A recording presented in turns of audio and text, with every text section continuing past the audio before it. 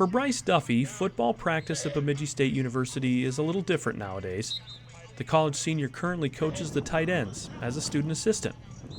Last season, though, he was a player until a terrifying injury ended his career. I forget the exact play we were running, but I was just basically blocking the guy right in front of me. My head went down, hit my teammate in front of me, extended my neck up like that, and then that's kind of the last thing I remember until I woke up in the ambulance. Duffy had suffered a spinal contusion, or a bruised spine. In the aftermath of the injury, he was temporarily paralyzed. Team trainers rushed to the field, and though they didn't know the full extent of his injuries, they knew exactly what to do.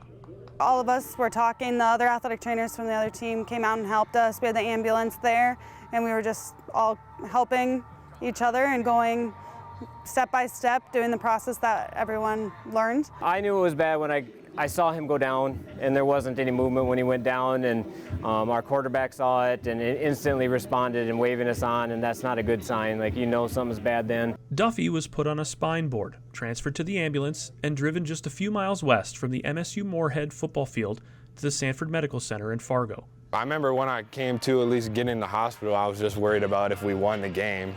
That was the first thing I